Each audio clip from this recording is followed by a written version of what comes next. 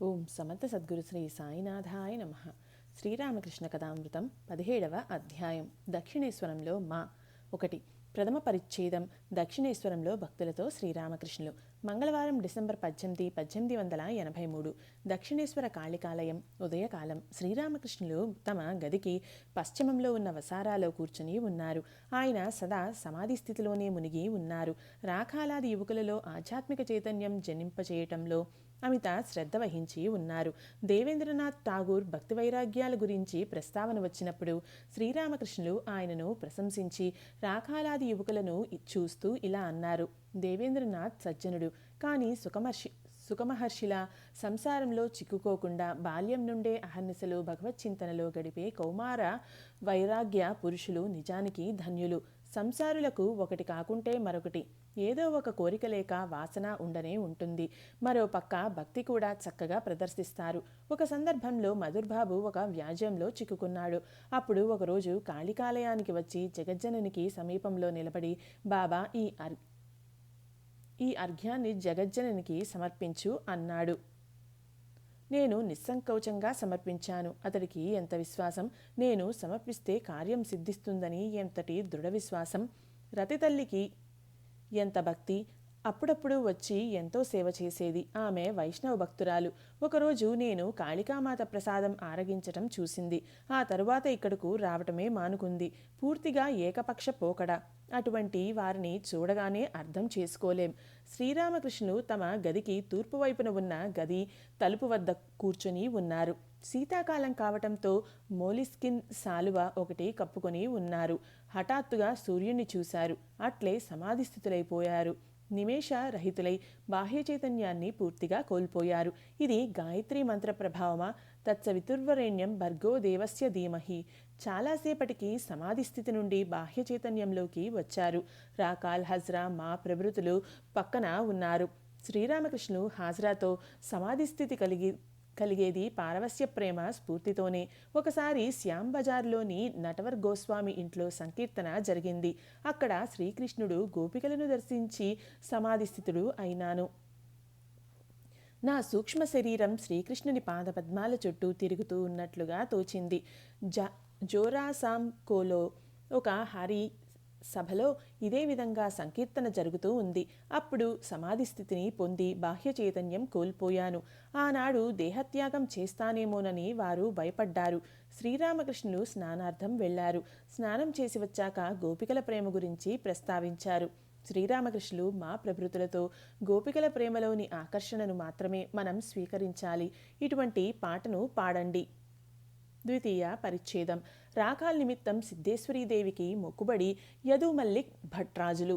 శ్రీరామకృష్ణులు రాకాల్ కోసం కొబ్బరి బొండాం, చక్కెర సిద్ధేశ్వరి దేవికి సమర్పిస్తానని మొక్కుకున్నారు. మాతో కొబ్బరి బొండాం, చక్కెరకు అయ్యే ఖర్చును నువ్వు భరించు అన్నారు. సాయంత్రం ఆయన రాకాల్, మా ప్రభృతులతో కలకత్తాలోని టంటన్లో సిద్ధేశ్వరి ఆలయానికి బండిలో బయలుదేరారు. దారిలో సిమూలియా బజారులో కొబ్బరి బొండాం, చక్కెర కొన్నారు. ఆలయం చేరుకున్నాక కొబ్బరి బొండాలను కొట్టి దానిలో చక్కెరను వేసి దేవికి సమర్పించమని చెప్పారు. శ్రీరామకృష్ణులు ఆలయంలోకి ప్రవేశించినప్పుడు అర్చకులు దేవికి సమీపంలో కూర్చొని మిత్రులతో పేకాడుతూ ఉండటం చూశారు.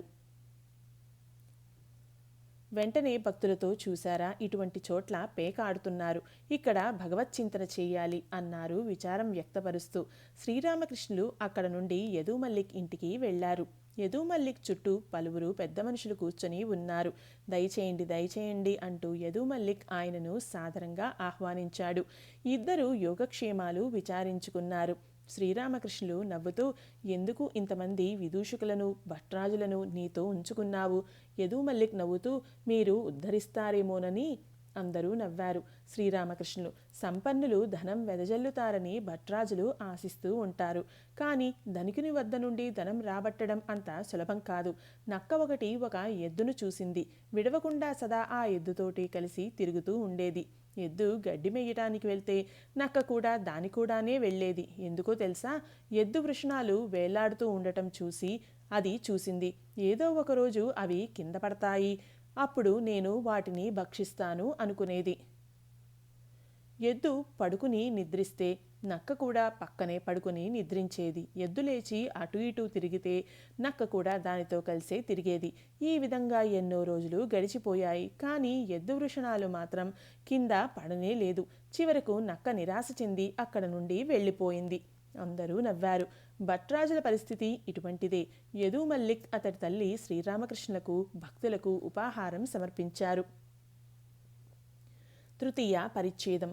పంచవటి బిల్వవృక్షం వద్ద శ్రీరామకృష్ణులు బుధవారం డిసెంబర్ 19, 1883. అప్పుడు ఉదయం 9 గంటలు అయి ఉంటుంది. బిల్వవృక్షం వద్ద నిలబడి శ్రీరామకృష్ణులు మాతో మాట్లాడుతున్నారు. ఆ బిల్వవృక్షం కిందనే శ్రీరామకృష్ణులు సాధన చేశారు. అది నిర్జన ప్రదేశం. దానికి ఉత్తరాన ప్రహరీ గోడ ఉంది. దానికి ఆవల తుపాకీ మందు కార్ఖానా, పశ్చిమాన సరుగుడు తోపు. ఆ చెట్లు గాలికి కదిలినప్పుడల్లా జుమ్జుమ్మని సవ్వడి వినవస్తుంది. ఆవల గలగలా ప్రవహించే గంగానది. దక్షిణాన పంచవటి. 4 వైపులా చెట్టు చేమలు కమ్ముకొని ఆలయమే కానరాకున్నది. శ్రీరామకృష్ణులు మాతో, కానీ కామినీ కాంచనాలను పరిత్యజించకుంటే యోగం సిద్ధించదు. ఎందుకు సిద్ధించదు? వశిష్ఠుడు రాముడితో సంసారం భగవంతుని నుండి వేరై ఉండే పక్షంలో నువ్వు దాన్ని పరిత్యజించవచ్చు అని చెప్పలేదా? శ్రీరామకృష్ణులు చిరుదరహాసంతో, రాముడు రావణ్ణి వధించవలసి ఉన్నది. అందుచేతనే సంసారం జీవితం గడిపాడు. వివాహం చేసుకున్నాడు. అవాకై కొయ్యలా నిలబడిపోయాడు. శ్రీరామకృష్ణులు తమ గదికి వెళ్ళటానికై పంచవటికేసి నడిచారు. ఆయనతో కూడా వెళ్ళాడు. అప్పుడు సమయం 10 గంటలు అయింది. పంచవటిలో మళ్ళీ సంభాషణ కొనసాగింది. శ్రీరామకృష్ణులతో, జ్ఞానం భక్తి రెంటినీ పొందలేమా? శ్రీరామకృష్ణులు, అత్యున్నత స్థితిలో పొందవచ్చు. చైతన్యుల వంటి ఈశ్వరకోటులకు అది సాధ్యమవుతుంది. సామాన్య జీవుల విషయం వేరు. జ్యోతి దర్శనం 5 విధాలైన ప్రకాశంలా కానవస్తుంది. దీపపు వెలుగు, రకరకాల అగ్నుల వెలుగు, చంద్రుని వెలుగు, సూర్యుని వెలుగు, చివరగా సూర్యచంద్రుల కలయిక వెలుగు. భక్తి చంద్రుడు, జ్ఞానం సూర్యుడు. కొన్ని సందర్భాలలో ఆకాశంలో సూర్యుడు క్రమంగా అస్తమిస్తూ ఉన్నప్పుడే చంద్రుడు ఉదయించడం కానవస్తుంది. అవతార పురుషులలో భక్తి అయిన చంద్రుణ్ణి, జ్ఞానమైన సూర్యుణ్ణి ఒకే సమయంలో చూడవచ్చు. తలంచిన మాత్రానే వెంటనే ఎల్లరకు భక్తి జ్ఞానం రెండూ సిద్ధిస్తాయా ఏమిటి? అందుకు విశేషమైన ఆధారం కావాలి. కొన్ని వెదురుగడల్లో డొల్ల భాగం ఎక్కువగా ఉంటుంది, కొన్నిటిలో చాలా తక్కువగా ఉంటుంది. భగవంతుని తెలుసుకోవటం ఎల్లరకు సాధ్యమయ్యే పనేనా? ఒక సేరు పాత్రలో 2 సేర్ల పాలు ఉంచ సాధ్యమా? ఎందుకు? భగవత్కృపతో సాధ్యం కానిది ఏమున్నది? ఆయన కృప ఉంటే సూదిబెజ్జం గుండా ఒంటె కూడా వెళ్ళగలదు. శ్రీరామకృష్ణులు, కానీ భగవత్కృప ఊరకే లభిస్తుందా? బిచ్చగాడు 1 పైసా అడిగితే ఇవ్వవచ్చు. ఏకంగా అతడు రైలు ప్రయాణం రుసుం అడిగితేనో? మౌనంగా నిలబడిపోయాడు. శ్రీరామకృష్ణులు మౌనం వహించారు. తర్వాత హఠాత్తుగా, అవును నిజమే, కొందరికి భగవంతుని కృప లభించినప్పుడు తప్పక సాధ్యపడుతుంది, రెండూ లభిస్తాయి అన్నారు. విషయబుద్ధి ఉంటే నిరాకార సాధన సాధ్యపడదు. మహాశయ, నిరాకార సాధన సాధ్యం కాదా? శ్రీరామకృష్ణులు, ఎందుకు సాధ్యం కాదు? కానీ ఆ మార్గం చాలా కఠినమైనది. బ్రహ్మం ఎటువంటిదో ప్రాచీన ఋషులు కఠోర తపస్సాధనల ద్వారా అనుభూతం చెందారు. వారు ఎంత పాటుపడ్డారో కదా. తమ పర్ణశాల నుండి ప్రాతకాలంలో బయలుదేరేవారు. రోజంతా తపస్సులోనే గడిపేవారు. సంధ్యాకాలం తరువాత పర్ణశాలకు తిరిగి వచ్చేవారు. తర్వాత ఏవో కాసిని ఫలాలు, కందమూలాలు తినేవారు. ఈ సాధన విషయబుద్ధి లేసమాత్రం ఉన్నప్పటికీ సాధ్యపడదు. శబ్ద, స్పర్శ, రూప, రస, గంధాది విషయాల నీడ కూడా మనస్సుపై పడరాదు. అప్పుడే మనస్సు పరిశుద్ధం అవుతుంది. శుద్ధ మానసం ఏదో అదే శుద్ధ ఆత్మ కూడా. మనస్సులో కామినీ కాంచనాలు జాడమాత్రంగానైనా ఉండకూడదు. అప్పుడు మరో స్థితి ఏర్పడుతుంది. అన్నిటికీ భగవంతుడే కర్త, నేను కాదు అనే అనుభూతి కలుగుతుంది. సుఖంలో కానీ దుఃఖంలో కానీ నేను లేకుంటే ఏదీ జరగదు అన్న భావం తొలగిపోతుంది. ఒక మఠం సాధువుని దుష్టుడు ఒకడు కొట్టాడు. సాధువు స్పృహ తప్పి పడిపోయాడు. స్పృహ తెప్పించాక, స్వామి, ఇప్పుడు మీకు పాలు ఇస్తున్నది ఎవరు అని అడిగినప్పుడు ఆ సాధువు ఎవరు కొట్టాడో అతడే ఇప్పుడు పాలు ఇస్తున్నాడు అన్నాడు. అవునండి, ఆ కథ నాకు తెలుసు. స్థిత సమాధి, ఉన్మనా సమాధి. శ్రీరామకృష్ణులు, కేవలం తెలిస్తే చాలదు, మనస్సులో చక్కగా పదిలపరుచుకోవాలి. విషయచింతనలు మనస్సును సమాధి స్థితిని పొందనివ్వవు. విషయబుద్ధిని అడుగంటా త్యజించినప్పుడే స్థిత సమాధి కలుగుతుంది. స్థిత సమాధిలో నేను దేహత్యాగం చేయగలను, కానీ భక్తిని ఆశ్రయించి భక్తులతో కలిసి జీవించాలనే ఇచ్చ కాస్త ఉంది. అందుచేతనే మనస్సు ఒకంత దేహం మీద నిలిచి ఉంది. ఉన్మన సమాధి అని ఒకటి ఉంది. చెల్లాచెదరైన మనస్సును హఠాత్తుగా ఏకాగ్రం చేయటం. ఇది నీకు అర్థమవుతోందా? అవునండి శ్రీరామకృష్ణులు. చెల్లాచెదరైన మనస్సును హఠాత్తుగా ఏకాగ్రం చెయ్యటం. ఈ సమాధి స్థితి ఎక్కువసేపు నిలవదు. విషయచింతనలు ప్రవేశించి సమాధి స్థితికి విఘ్నం కలిగిస్తాయి. యోగులు యోగం నుండి భ్రష్టులవుతారు. గోడ కన్నంలో ముంగిసలు వసించటం కామార్పుకూర్లో నేను చూశాను. కన్నంలో ఉన్నప్పుడు అవి సుఖంగా ఉండేవి. కొందరు వాటి తోకలకు ఇటుకరాళ్ళు కట్టేవారు. ఇటుకరాయి భారంతో ముంగిస కన్నం నుండి బయటకు వచ్చి పడేది. గోడ కన్నంలో సుఖంగా ఉండటానికై ఎన్నిసార్లు ప్రయత్నిస్తుందో అన్నిసార్లు ఇటుకరాయి భారంతో కిందకి లాగబడి బయటకు వచ్చి వేసేది. విషయచింతనలు కూడా ఇటువంటివే. యోగులను యోగభ్రష్టులను చేస్తాయి. విషయలోలురకు కూడా ఎప్పుడైనా సమాధి స్థితి కలగవచ్చు. సూర్యోదయం కాగానే తామర వికసిస్తుంది. కానీ మేఘంచే సూర్యుడు మరుగైనప్పుడు తామరలు ముకుళించుకుపోతాయి. విషయబుద్ధే మేఘం. సాధనలు చేస్తే భక్తి జ్ఞానాలు రెండూ లభించవా? శ్రీరామకృష్ణులు. భక్తి ద్వారా రెండూ లభిస్తాయి. అవసరమైతే భగవంతుడే బ్రహ్మజ్ఞానాన్ని అనుగ్రహిస్తాడు. సాధకుడు అత్యున్నత స్థాయికి చెందినవాడైతే ఒకే వ్యక్తిలో భక్తి జ్ఞానాలు రెండూ ఉండగలవు. శ్రీరామకృష్ణులకు ప్రణామం చేసి బిల్వవృక్షం కిందకి వెళ్ళాడు. మధ్యాహ్నం దాటిపోతూ ఉన్నా రాలేదు. కాబట్టి అతన్ని చూడదలిచి శ్రీరామకృష్ణులు బిల్వవృక్షం వైపు నడిచారు. అప్పుడు శతరంజి, ఆసనం, కమండలం మొదలైన వాటితో ఎదురు వచ్చాడు. శ్రీరామకృష్ణులను చూడగానే సాష్టాంగ ప్రణామం చేశాడు. శ్రీరామకృష్ణులు మాతో నిన్ను వెతుక్కుంటూనే వస్తున్నాను. ఇంతసేపు అయిపోయింది. ఒకవేళ నువ్వు ప్రహరీ గోడ దూకి పారిపోయావేమో అనుకున్నాను. నీ కళ్ళు చూసినప్పటి నుండి ఎక్కడ నువ్వు నారాయణ శాస్త్రిలా పారిపోతావేమో అనుకున్నాను. తర్వాత ఇతడు అలా చెయ్యడు. ఇతడు ఏ పని చేసినా దీర్ఘంగా యోచించి చేసేవాడు అని తోచింది. చతుర్థ పరిచ్ఛేదం. రాకాల్, హరీస్ ప్రభృతులతో శ్రీరామకృష్ణులు. రాత్రివేళ శ్రీరామకృష్ణులు మాతో మాట్లాడుతున్నారు. రాకాల్, లాటు, హరీస్ మొదలైన వారు అక్కడ ఉన్నారు. శ్రీరామకృష్ణులు మాతో కొందరు శ్రీకృష్ణ లీలలకు తాత్విక వ్యాఖ్యానం ఇస్తున్నారు. నువ్వు ఏమంటావు? పలు రకాల అభిప్రాయాలు ఉన్నాయి. అయితే ఏం? భీష్ముడు అంపశయ్యపై పరుండి దేహత్యాగం చేసే సమయంలో విలపిస్తూ ఉండటానికైనా కారణం గురించి మీరు భీష్ముడు ఎందుకు విలపించాడు? గాయాల బాధ వలన కాదు. సాక్షాత్తు శ్రీమన్నారాయణుడే అర్జునుడి రథసారథిగా ఉన్నప్పటికీ పాండవుల కష్టాలకు అంతు లేకపోయిందే.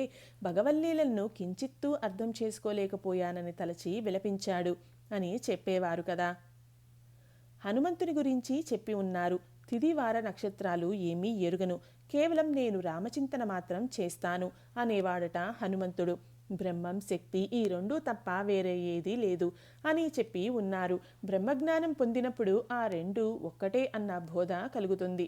రెండవదంటూ లేని ఏకైక వస్తువు అది. శ్రీరామకృష్ణులు. అవును, నిజమే. గమ్యం చేరటమే ఉద్దేశం. అందుకు ముళ్లతో కూడిన అడవి గుండాను వెళ్ళవచ్చు, చక్కని బాట గుండాను వెళ్ళవచ్చు. పలు రకాల అభిప్రాయాలు ఉన్నాయి. నిజమే. దీనికి కారణంగా ఒకచోట సాధుసేవ జరగకుండా పోయిందని నామ్డా చెప్పాడు. ఒకచోట విందు భోజనం ఏర్పాటు చేయబడింది. పలు సాంప్రదాయాలకు చెందిన సాధువులు వచ్చి ఉన్నారు. అందరూ మా సాంప్రదాయ సాధువులకు ముందుగా వడ్డించండి, తర్వాతనే తక్కిన వారికి అన్నారు. ఏ నిర్ణయానికి రాలేకపోవటంతో చివరకు అందరూ భోజనం చేయకుండానే వెళ్ళిపోయారు. తదనంతరం ఆహారం వేశ్యలకు ఇచ్చివేయటం జరిగింది. నాంగ్టా మహానుభావుడు. శ్రీరామకృష్ణులు. ఆయన సాధారణ వ్యక్తే అంటాడు హాజ్రా. ఈ విషయాలు చర్చించటం నిష్ప్రయోజనం. తమ గడియారమే సరైన సమయం చూపుతుంది అనే కదా అందరూ వాదిస్తూ ఉంటారు. నారాయణ శాస్త్రికి తీవ్ర వైరాగ్యం జనించింది. ఎంత గొప్ప పండితుడు! స్త్రీ త్యాగం చేసి ఎక్కడికో వెళ్ళిపోయాడు. మనసులో నుండి కామినీ కాంచనాలను అడుగంటా త్యజించినప్పుడే యోగం సిద్ధిస్తుంది. కొందరిలో యోగి లక్షణాలు అగుపడతాయి. నీకు షట్చక్రాల గురించి కాస్త చెప్పాలి. యోగులు షట్చక్రాలను భేదించి భగవంతుని కృపతో ఆయన దర్శనాన్ని పొందుతారు. షట్చక్రాలను గురించి విని ఉన్నావా? మా వేదాంతంలో సప్తభూములు గురించి పేర్కొబడి ఉంది. శ్రీరామకృష్ణులు వేదాంతంలో కాదు, వేదాలలో ఈ షట్చక్రాలు ఎటువంటివో తెలుసా? అవి సూక్ష్మ రూపంలో ఉన్న పద్మాలు. యోగులు వీటిని దర్శించగలరు.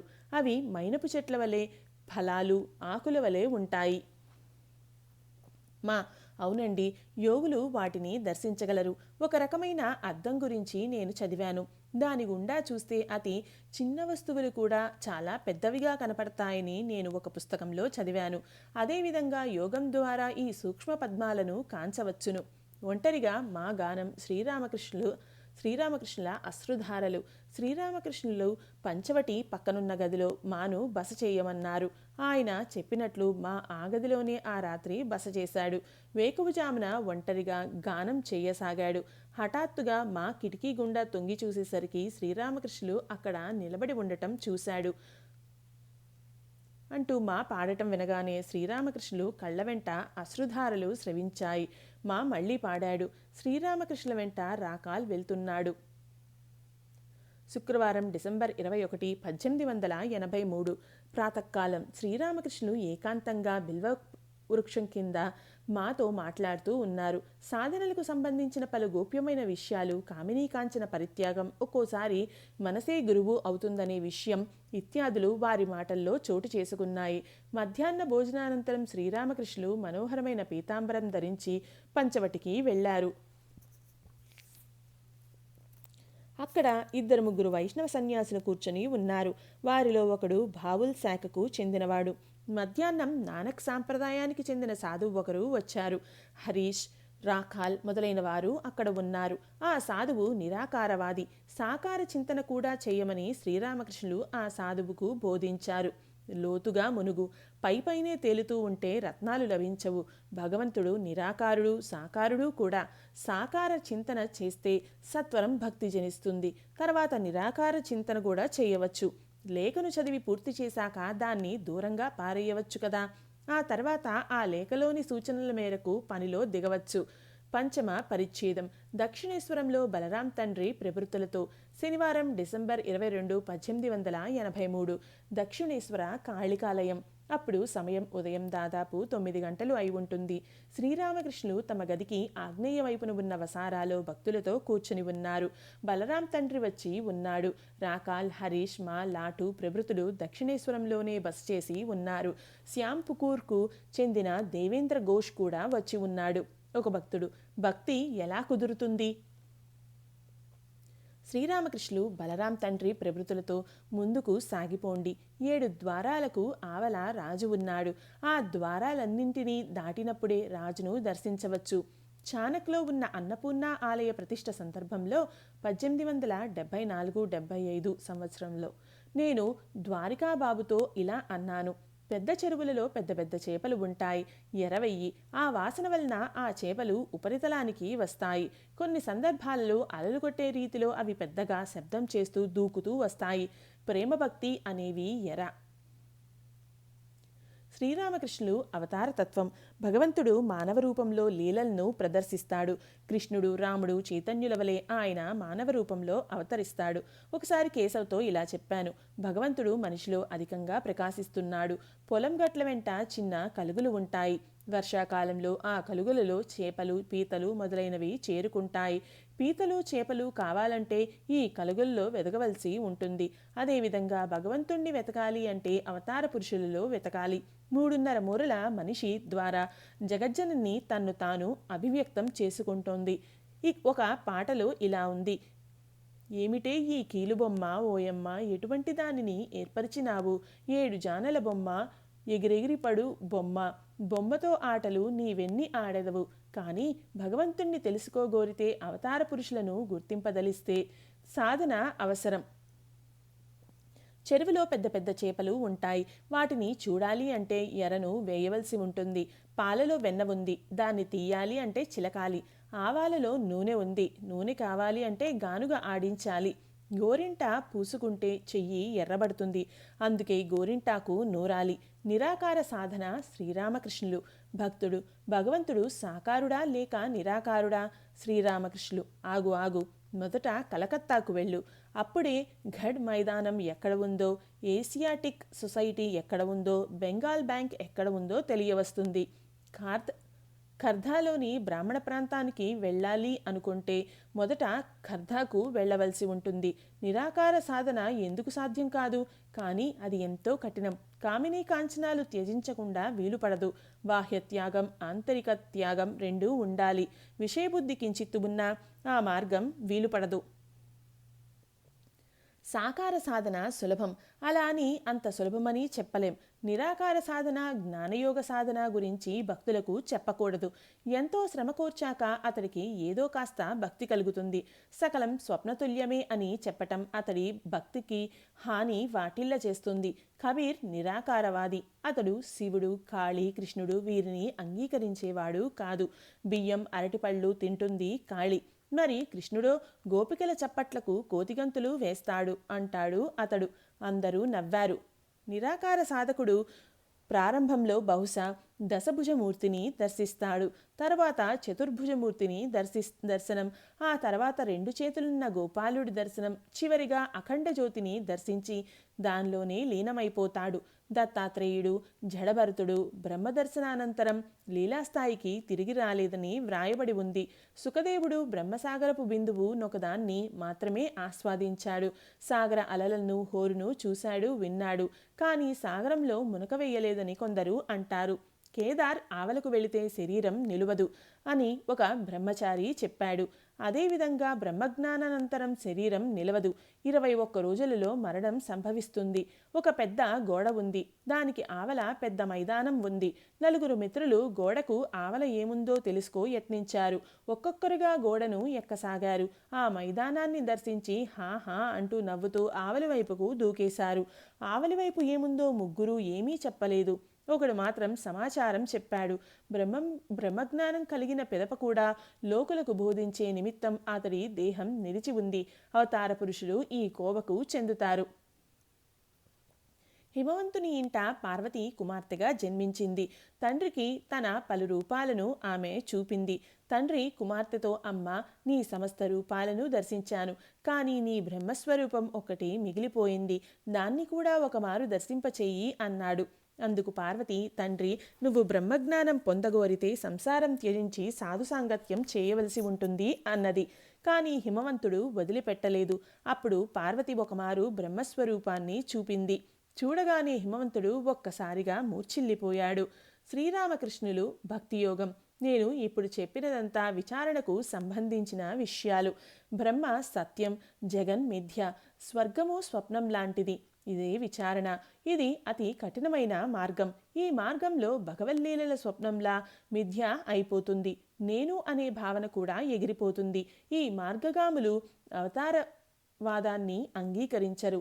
ఇది ఎంతో కఠినమైన మార్గం. విచారణకు సంబంధించిన ఇటువంటి మాటలు భక్తులు ఎక్కువగా వినరాదు. అందుచేతనే భగవంతుడు అవతరించి భక్తిని గురించి ఉపదేశిస్తాడు. శరణాగతి పొందమంటాడు. భక్తి ఉన్నట్లయితే భగవత్కృపతో సకలం సిద్ధిస్తుంది. జ్ఞానం, విజ్ఞానం అన్నీ లభిస్తాయి. ఆయన లీలను ప్రదర్శిస్తున్నాడు. ఆయన భక్తపరాధీనుడు. అమ్మా శ్యామ, నువ్వు భక్తుని ప్రేమ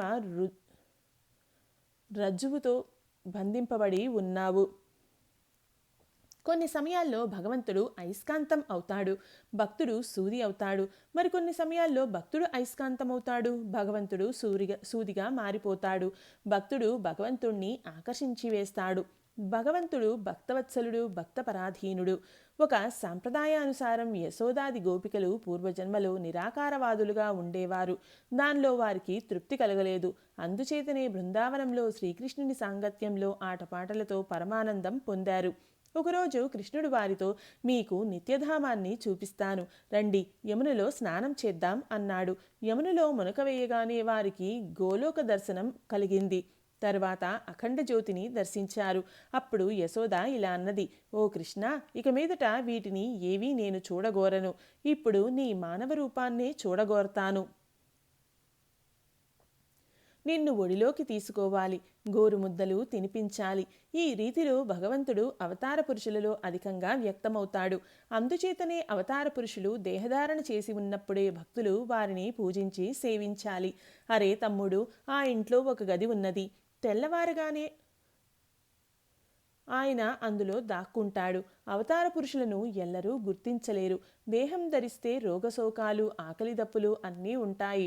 వారు మనలాంటి వారేనని అనిపిస్తుంది. సీతావియోగం భరించలేక రాముడు విలపించాడు. పంచభూతాల బంధనంలో చిక్కుబడి బ్రహ్మం విలపిస్తోంది. పురాణాలలో ఒక కథ ఉంది. వరాహావతారంలో మహావిష్ణువు హిరణ్యాక్షుని వధించాడు. తర్వాత తన పిల్లాపాపలకు పాలు పట్టడంలోనూ వాటిని పోషించటంలోనూ కాలం గడపసాగాడు. అందరూ నవ్వారు.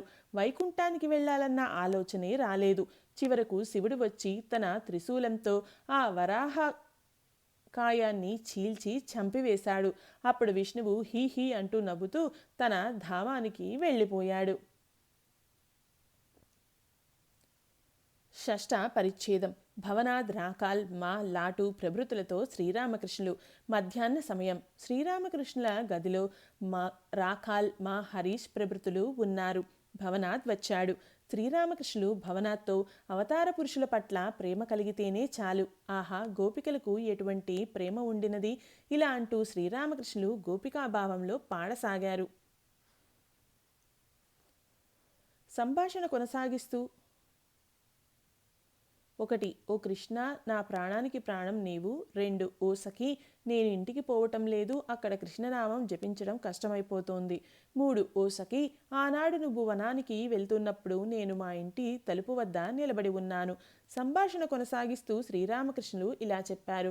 రాసక్రీడలో శ్రీరామకృష్ణుడు అంతర్ధానమైనప్పుడు గోపికలు పిచ్చివాళ్లే అయిపోయారు. వృక్షాన్ని చూసి నువ్వు ఒక తపస్వివే అయి ఉంటావు. నువ్వు తప్పక కృష్ణుని చూసి ఉంటావు. లేకుంటే ఇలా నిశ్చలంగా సమాధి స్థితిలో ఉండటం నీకు ఎలా సాధ్యం అన్నారు. పచ్చిక బయలును చూసి, ఓ పృథ్వీ, నువ్వు ఖచ్చితంగా కృష్ణుని దర్శించి ఉంటావు. అలా కాకుంటే ఇలా రోమాంచితమై ఉండటానికి హేతువు ఏమిటి? నిశ్చయంగా నువ్వు అతడి స్పర్శ పొంది ఆ ఆనందాన్ని అనుభవిస్తూ ఉన్నావు అన్నారు. మాధవీలతను గాంచి, ఓ మాధవి, మా మాధవుణ్ణి తిరిగి ఇచ్చివేయి అని ప్రార్థించారు. గోపికలు ప్రేమోన్మాదంలో మునిగి ఉండేవారు. అక్రూరుడు వచ్చి శ్రీకృష్ణ బలరాములను తోడ్కొని మధురకు వెళ్ళటానికై రథం ఎక్కాడు. గోపికలు రథచక్రాలను పట్టుకుని దాన్ని కదలనివ్వలేదు.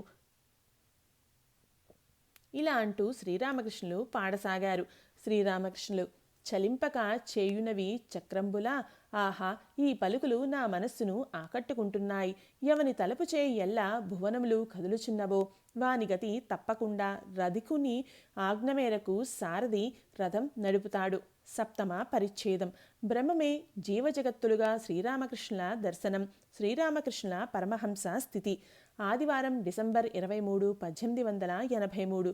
ఉదయం 9 గంటలు. శ్రీరామకృష్ణులు తమ గదికి నైరుతి దిశలో ఉన్న మొగసాలలో రాకాల్, లాటు, మా హరీష్ తదితరులతో భక్తులతో కూర్చొని ఉన్నారు. మా దక్షిణేశ్వరంలో బస చేసిన 10వ రోజు అది. ఉదయం కొన్నగర్ నుండి మనోమోహన్ వచ్చాడు. అతడు శ్రీరామకృష్ణులను దర్శించి కాసేపు విశ్రమించి తర్వాత కలకత్తాకు వెళ్ళాలి అనుకున్నాడు. హాజ్రా కూడా శ్రీరామకృష్ణుల పక్కన కూర్చుని ఉన్నాడు. నీలకంఠుడి పాటలను కొన్ని ఒక వైష్ణవుడు శ్రీరామకృష్ణులకు పాడి వినిపించాడు. వాటిలో మానస పూజకు సంబంధించిన పాటనొక దానిని ప్రస్తావిస్తూ శ్రీరామకృష్ణులు హాజ్రాతో ఇలా అన్నారు. ఈ పాట నాకు నచ్చనే లేదు. హాజ్రా, ఇది సాధకుని పాట కాదు. జ్ఞానదీపం, జ్ఞానరూపం. తోతాపురి, పద్మలోచన్ విలపించిన సంఘటనలు. శ్రీరామకృష్ణులు, నాకు ఏమేమో అనిపిస్తుంది. పాత పాటలే సరి అయినవి. పంచవటిలో నాంగ్టా వద్ద పలు పాటలు పాడేవాణ్ణి. నాంగ్టా ఎంత గొప్ప జ్ఞాని! పాటల భావం అర్థం చేసుకోలేకున్నప్పటికీ విలపించేవాడు. ఇటువంటి పాటల్లోని విషయం ఎంత గొప్పగా ఉన్నది! ఓ జీవుడా, నువ్వు లక్ష్మీవల్లభుడైన శ్రీమన్నారాయణ్ణి ధ్యానించు. అప్పుడు నువ్వు అత్యంత భయంకరుడైన యమధర్మరాజు నుండి కూడా భీతిరహితుడివై పోగలవు. పద్మలోచన్ ఎంత గొప్ప పండితుడు! రాంప్రసాద్ పాటలు నేను పాడగా విని విలపించాడు. బ్రహ్మమే జీవజగత్తులు. శ్రీరామకృష్ణుల దర్శనం. మధ్యాహ్న భోజనానంతరం శ్రీరామకృష్ణులు కాసేపు విశ్రమించారు. మా నేల మీద కూర్చుని ఉన్నాడు. నహబత్ నుంచి వినవచ్చే సన్నాయినాదం వింటూ శ్రీరామకృష్ణులు ఆనంద పరవశులైనారు. ఆ తరువాత బ్రహ్మమే జీవజగత్తులుగా విరాజిల్లుతూ ఉండటం గురించి మాకు బోధించసాగారు. శ్రీరామకృష్ణులు మాతో ఒక ఫలానా చోటును సూచించి అక్కడ ఎవరు భగవన్నామస్మరణ చేయటం లేదని నాతో ఒకరు చెప్పారు. ఇది అతడు చెప్పగానే భగవంతుడు ఒక్కడే సమస్త జీవజగత్తులుగా విరాజిల్లుతున్నట్లు దర్శించాను. నీళ్లలో అసంఖ్యాక బుడగలలాగా నీటిలో కానవచ్చే ప్రతిబింబంలాగా గాంచాను. పైగా అసంఖ్యాక గుళికలుగా ఉండినట్లు చూశాను. ఒకసారి నేను కామార్పుకూర్ నుండి బర్ద్వాన్కు పోతూ ఉన్నాను. దారిలో ఒక మైదానం పక్కన ఒక విశాలమైన పచ్చిక బయలు కంటబడింది. దానిలో జీవజాలం ఆహారం ఎలా తింటుందో, ఎలా జీవిస్తూ ఉందో చూడగోరాను. ఒకే పరుగున వెళ్ళాను. అక్కడ చీమలు బారులు బారులుగా ప్రాకుతున్నాయి. అన్ని చోట్ల చైతన్యమయంగా గాంచాను. హాజరా వచ్చి నేల మీద కూర్చున్నాడు. శ్రీరామకృష్ణులు పొరలుగా అమరిన రేకులు గల పలు రకాల పువ్వుల వలె గాంచాను. చిన్న పెద్ద నీటి బుడగల్లాగాను చూశాను. ఈ రీతిలో దైవీ దర్శనాల గురించి వివరిస్తూ శ్రీరామకృష్ణులు భావపరవశులు అవుతున్నారు. ఆ స్థితిలో నేను అయ్యాను, నేను వచ్చాను అని అన్నారు. ఇలా అంటూ సమాధి స్థితిలో మునిగిపోయారు. ఆయన దేహం నిశ్చలమైపోయింది. చాలాసేపు ఆ స్థితిలో ఉన్న తరువాత బాహ్య చైతన్యం కలిగింది. మర్రి చెట్టు కింద పరమహంస దర్శనం, వాసనాక్షయంతోనే పరమహంస స్థితి. శ్రీరామకృష్ణులు బాలుని వలె నవ్వుతూ గదిలో అటు ఇటు పచార్లు చేయసాగారు. ఒక అద్భుత దృశ్యం చూశాక కళ్లలో ఆనందజ్యోతి నెలకొని ఉన్నట్లు ఆయన కన్నులలో దివ్యప్రకాశం విరాజిల్లుతోంది. నగుమోముతో అలరారుతున్న వదనం. పచార్లు చేస్తూనే శ్రీరామకృష్ణులు మాట్లాడసాగారు. మర్రి చెట్టు కింద ఒక పరమహంసను చూశాను. ఆయన ఇలాగే నవ్వుతూ పచార్లు చేస్తూ ఉన్నాడు. నాకు కూడా అదే స్థితి కలిగిందా? కాసేపు పచార్లు చేశాక శ్రీరామకృష్ణులు చిన్న మంచం మీద కూర్చొని జగజ్జననితో మాట్లాడసాగారు. ఆగు, నాకు తెలుసుకోవాలని కూడా లేదు. అమ్మా, నీ పాదపద్మాల పట్ల నాకు శుద్ధ భక్తి మాత్రం ఉండనివ్వు. మాతో క్షోభ వాసనలు నశించిన పెదపే ఈ స్థితి కలుగుతుంది. జగజ్జననితో, అమ్మ, పూజలు తొలగించావు, అన్నీ కోర్కెలు తొలగిపోకుండా చూడు. అమ్మ, పరమహంస బాలుడి వంటివాడు కదా. బాలుడికి తల్లి అక్కర్లేదా ఏమిటి? అందుకే నువ్వు తల్లివి, నేను నీ బిడ్డను. తల్లి లేకుండా బిడ్డ ఎలా జీవించగలడు? మృదుమధురంగా పాషాణాలను కూడా కరిగించేటట్లు శ్రీరామకృష్ణులు జగజ్జననితో మాట్లాడుతున్నారు. అమ్మ, కేవలం అద్వైత జ్ఞానమా? యాక్తు ఈ నేను ఉన్నంతకాలం నువ్వు ఉన్నావు. పరమహంస ఒక బిడ్డ వంటివాడు. బిడ్డకు తల్లి అక్కర్లేదా ఏమిటి? దేవతలకు సైతం దుర్లభమైన ఆ అద్భుత స్థితిని మా విభ్రమంతో చూస్తూ ఉన్నాడు. అతడు ఇలా తలపోయసాగాడు. శ్రీరామకృష్ణులు అహేతుక కృపా సింధువు. గురు రూపంలోని శ్రీరామకృష్ణులు తమ పట్ల మేము విశ్వాసం కలిగి ఉండటానికి, మా మనస్సుల్లో చైతన్యం జాగృతం అవటానికి, జీవులకు ప్రబోధించటానికి ఈ పరమహంస స్థితిలో ఉన్నారు. మా చింతన కొనసాగింది. అద్వైతం, చైతన్యం, నిత్యానందం అంటూ ఉంటారు శ్రీరామకృష్ణులు. అద్వైత జ్ఞానం కలిగితే చైతన్యం జాగృతమవుతుంది. అప్పుడు మాత్రమే నిత్యానందం ఏర్పడుతుంది. శ్రీరామకృష్ణులది కేవలం అద్వైత జ్ఞానం మాత్రమే కాదు, ఆయన నిత్యానంద స్థితిలో నెలకొని ఉంటారు. జగన్మాత ప్రేమానందంలో సదా ఓలలాడుతూ ఉంటారు, ఉన్మత్తులై ఉంటారు. శ్రీరామకృష్ణుల ఈ స్థితిని హఠాత్తుగా చూసిన హాజరా చేతులు జోడించి మధ్య మధ్యలో ధన్యుడివి ధన్యుడివి అంటూ పలుకసాగాడు. శ్రీరామకృష్ణులు హాజరాతో, నీకు విశ్వాసం ఎక్కడిది? జటిల కుటిలల వలె లీలలను రక్తి కట్టించడానికే కదా నువ్వు ఇక్కడ ఉన్నావు. సాయంకాలం అయింది. మా ఒంటరిగా ఆలయంలో తిరుగుతున్నాడు. కాసేపటి కిందట శ్రీరామకృష్ణుల అత్యద్భుత స్థితిని గురించి ఆలోచిస్తూ ఉన్నాడు. చిత్తక్షోభ, తృష్ణ నశించితేనే ఈ స్థితి కలుగుతుంది అంటూ ఎందుకు శ్రీరామకృష్ణులు పలికారు? గురువు రూపంలో వెలిసిన ఆ మహానుభావుడు ఎవరు?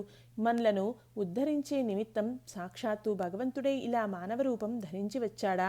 అవతార పురుషులు, ఈశ్వరకోటులు తప్ప మరెవరు ఇటువంటి జడ సమాధి అనగా నిర్వికల్ప సమాధి స్థితి నుండి కిందికి దిగి రాలేరు అని శ్రీరామకృష్ణులే వచించి ఉన్నారు కదా.